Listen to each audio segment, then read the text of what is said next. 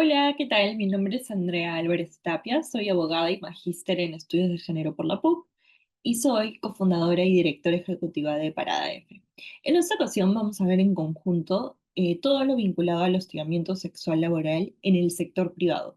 La semana pasada ya vimos con Yanina todo lo vinculado al hostigamiento sexual laboral y con los matices que diferencian cuando ocurre en el sector público, cuál es la diferencia en el proceso, si es que hay alguna, cómo se denuncia, etcétera. Y en esta ocasión vamos a verla en todo lo relacionado al sector privado, es decir, si ustedes trabajan en una empresa privada y demás. Sin duda, esta información les va a ser de utilidad, no solo para nosotros mismos, para ustedes, sino en caso conozcamos a algún familiar, alguna amiga, algún compañero que esté pasando por esta situación y no esté seguro de si es un tema de hostigamiento o no, o quizá está seguro o segura que sí lo es, pero no sabe cuál es la ruta para denunciar. También vamos a ver qué pruebas podemos aportar, porque hay mucha desinformación al respecto. Entonces, la idea es que hoy podamos llevarnos estos conceptos, cómo denunciar, y no olviden que hay un recurso también que viene con esta clase para que lo puedan descargar y compartirlo libremente. En nuestro repositorio, además, en la web de recursos, que ya tenemos más de 20 recursos, hay una guía que aborda hostigamiento sexual laboral y hay infografías que también pueden usar de manera libre y compartirla con las personas que lo necesiten. Entonces, lo primero es entender qué es el hostigamiento sexual laboral. Cuando estamos ante un hecho de hostigamiento, ¿cómo lo reconocemos como tal? Y lo primero es entender que la ley, específicamente la ley 27942, ya ha regulado estos temas, ya ha regulado el canal de denuncias y nos dice, ojo, que es una forma de violencia. Y esto es súper importante porque a veces le restamos importancia, eh, no sabemos cómo actuar ante este tipo de hechos, pero el hostigamiento sexual laboral es una forma de violencia basada en género, donde la mayoría de las personas que la sufren son mujeres, pero no única y exclusivamente. Y eso ya lo vamos a ver también con el tipo de conducta, si es sexual, si es sexista, cómo puede afectar de manera diferenciada también a la comunidad LGTBI y demás. El primer elemento del hostigamiento sexual laboral es que es una conducta de naturaleza sexual o sexista. Y esto es muy importante porque implica, por ejemplo, en los casos de connotación sexual, quizás es más fácil de advertir, ¿verdad? Porque entendemos o viene a nuestra mente los tocamientos indebidos, el chantaje sexual, es decir, cuando una persona te pide que hagas algo porque te va a ascender, pero lo que te está pidiendo en realidad son favores sexuales, tener relaciones, etcétera. Eso es una forma de hostigamiento. O si te negaste a esas peticiones y luego te despide o trata de sancionarte o hostilizarte, también está muy vinculado. Entonces, quizá la parte de connotación sexual, que son los tocamientos, estos chistes sexuales, chistes entre comillas, por supuesto, lo podemos entender mejor. Pero muchas veces nos olvidamos o nos cuesta entender que el hostigamiento es también o puede ser una conducta de connotación sexista. Y acá vienen un poco los problemas y las dificultades. Porque cuando hablamos de sexismo, tenemos que entender que pueden haber expectativas sociales de conducta hacia hombres o mujeres que no tienen un asidero o una ciencia que las respalde.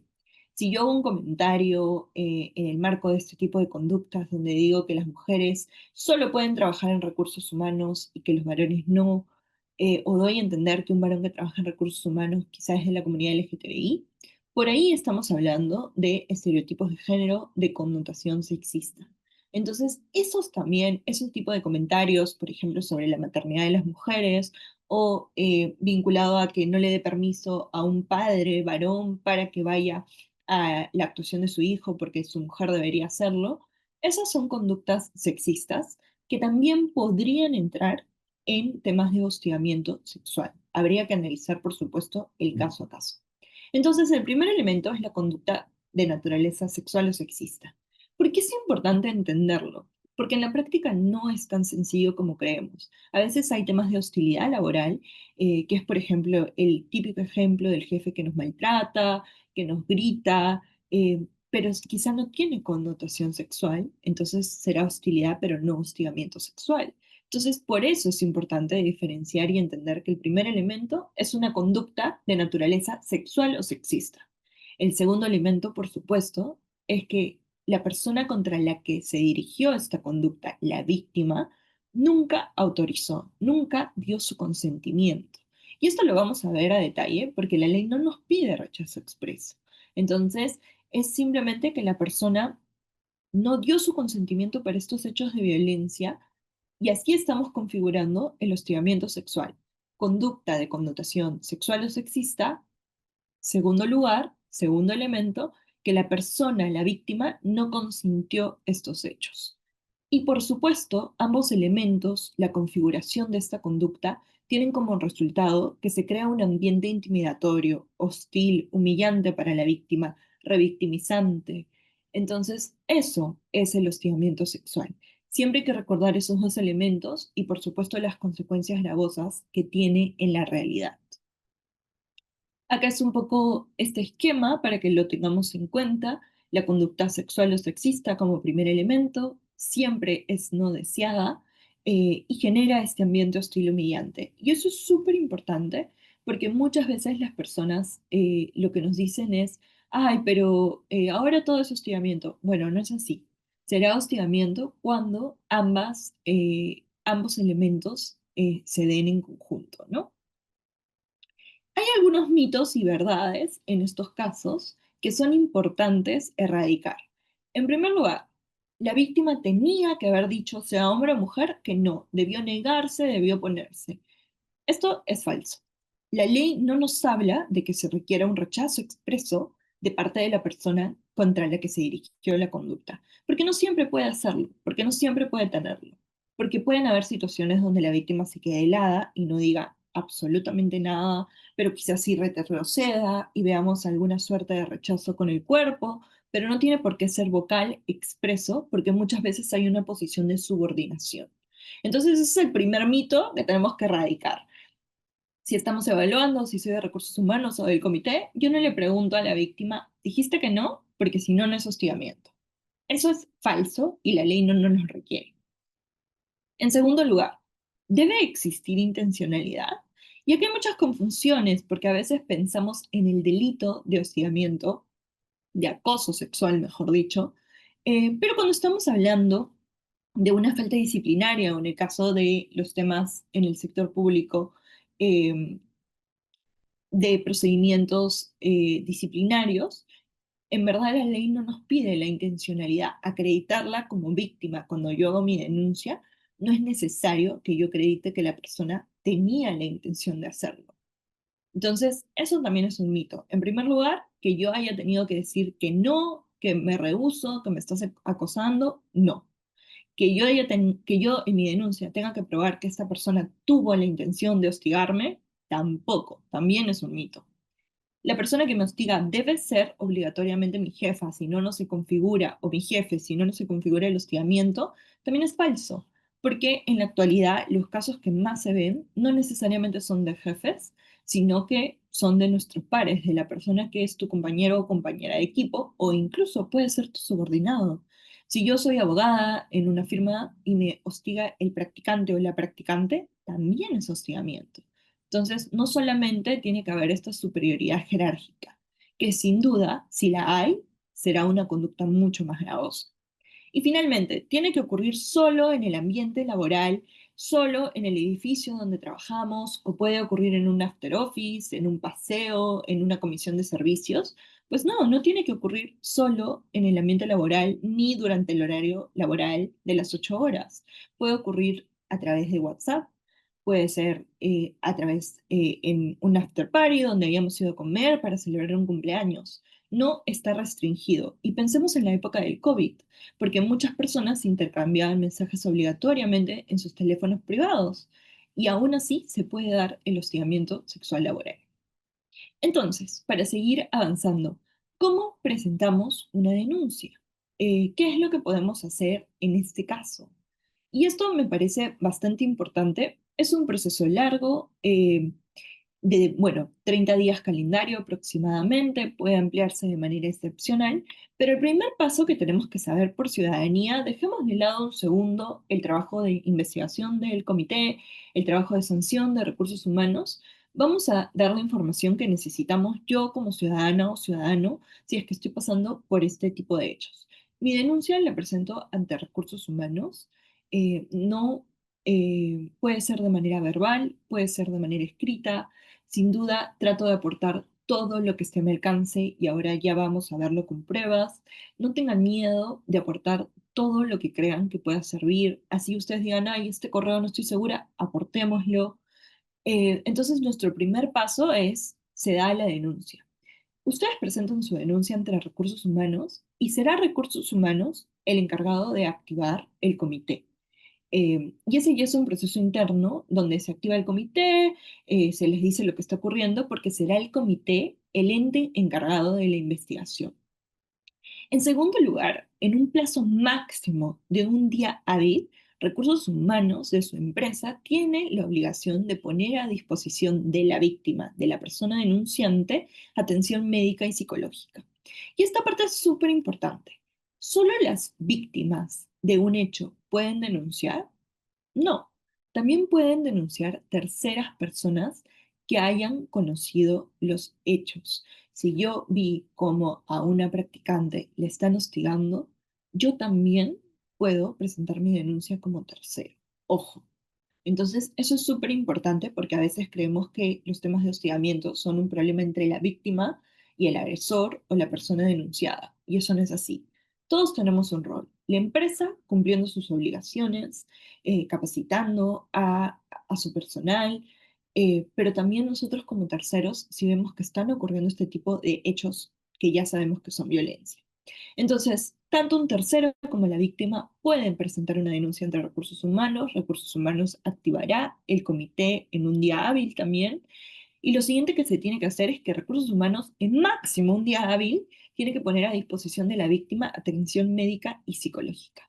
Y si no la tiene, no es excusa, porque puede derivarla a los canales del Estado peruano que tenemos. Entonces, siempre tiene que haber esto, si es un tocamiento indebido. Obviamente hay, en los casos de hostigamiento, un daño o un menoscabo a la salud mental, sin duda. Entonces, tiene que hacerse esto en máximo un día hábil. En tercer lugar, tenemos las medidas de protección, que muchas veces no sabemos que existen, pero en máximo 3 días hábiles, recursos humanos tienen que dar medidas de protección, donde dirá, eh, si a la víctima, por ejemplo, si a la persona denunciada, perdón, se le suspenderá de manera preventiva mientras dura el proceso, que eso no es un adelanto de sanción, es una medida de protección. Si se le manda remoto a la persona denunciada, etcétera. Según sean los casos, Recursos Humanos tendrá que decidir la mejor medida de protección.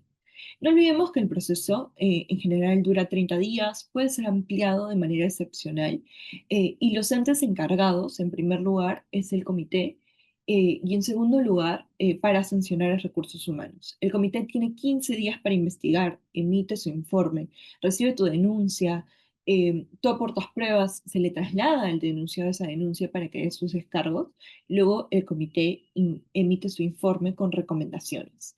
Con ese informe, Recursos Humanos tiene 10 días calendarios para decidir la sanción. Si se despide a la persona, dependiendo de las políticas de las empresas, ahora en la mayoría de empresas tiene tolerancia cero, pero puede variar.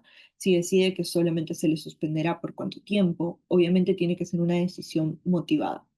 ¿Qué pruebas puedo presentar? Yo como víctima, a veces hay mucho miedo porque dice, creo que no tengo pruebas, pero a veces creo que por los nervios no nos damos cuenta del material que podríamos tener.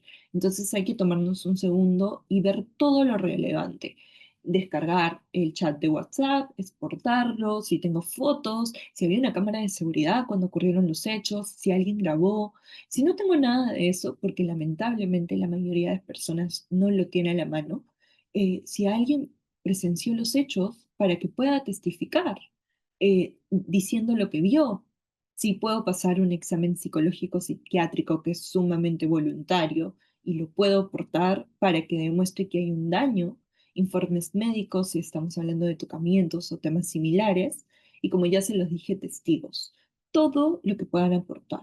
Y nuestro testimonio también tiene validez. hay requisitos con los que se contrastará el testimonio, ya es un tema de prueba indiciaria, que lo podemos ver en otra clase, pero nuestro testimonio también tiene una importancia y ya será el comité y recursos humanos los encargados de ver qué indicios existen que puedan validar mi relato.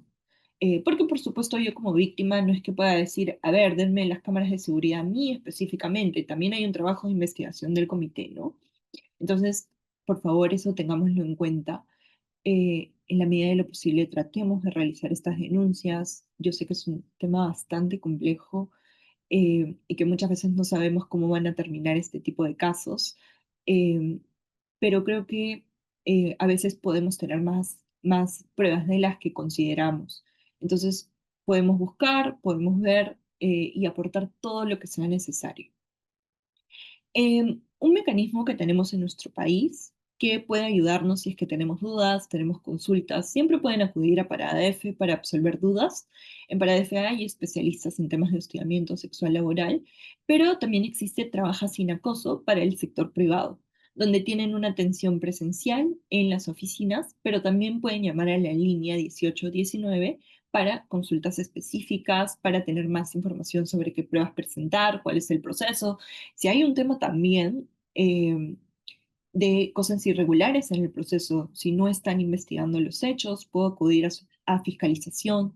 Eso también es importante, porque puede pasar que yo presente, lamentablemente es la realidad peruana, puede pasar que yo presente mi denuncia y que nadie la investiga o que se pase el plazo, etcétera. Entonces también tengo mecanismos donde ellos, trabajan sin acoso, nos van a decir qué siguientes pasos dar para que el caso no quede así, ¿verdad? Entonces, nada, eso es todo por mi parte. Les agradezco un montón el tiempo y la oportunidad.